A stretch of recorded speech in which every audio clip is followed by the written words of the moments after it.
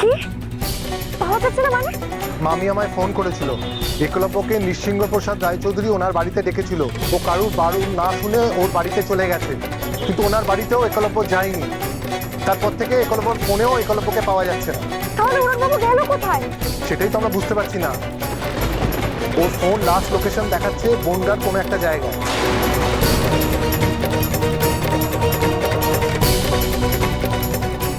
বনগাঁ?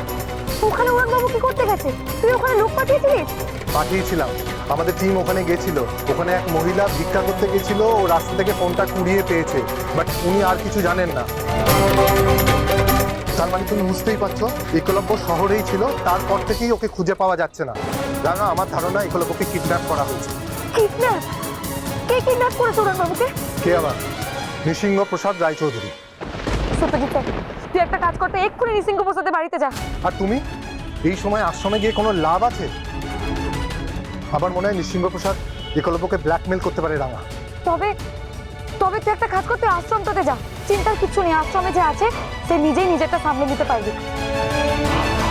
আর একলব্য বসুকে খুঁজে বের করার দায়িত্ব আমার। ওকে রাঙা।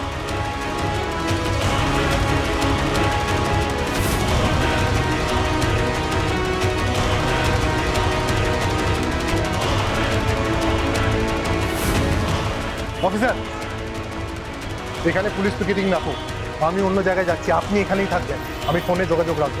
ওকে? কি হ্যাঁ, এবার বলো নৃসিংহ প্রসাদ এত উতলা কেন হয়েছে? এত উতলা কিসের জন্য?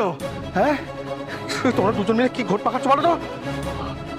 ওর মেয়েও তো আবার অস্ত্র পাচারের সঙ্গে যুক্ত হয়ে, বাবা রে পাঞ্চালি পাঞ্চালি, হ্যাঁ আমি তোদের বলছি ওকে ছাড়িস না, কিন্তু ও সব জানে।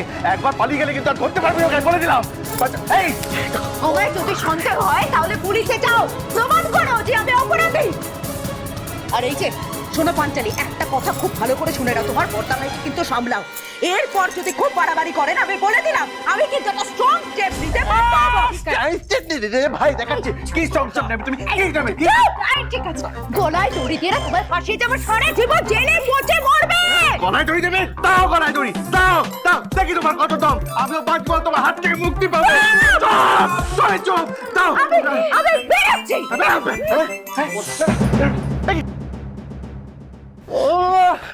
তোকে ছাড়াটা ঠিক হলো রংপুর। আচ্ছা ঠিক আছে, তুমি একটু ঠিক নেই।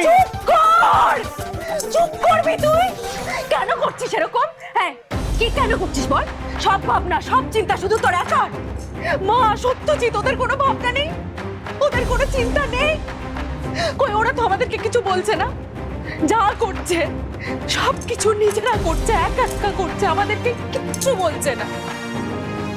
আমার ভাইটাকে কারা কিডন্যাপ করে নিয়ে চলে গেল? আমি মাকে জিজ্ঞেস করলাম, মা ভাইকে কারা কিডন্যাপ করেছে, তোমার কোনো আইডিয়া আছে? আমার মা কিচ্ছু বললো না, সারাক্ষণ কাকে একটা কল করে যাচ্ছে, মেসেজ করে যাচ্ছে। রাঙামতি তীরন্দাজ সোম থেকে রবি প্রতিদিন সন্ধ্যে 7:30টায় স্টার জলসায় ও জিও হটস্টারে।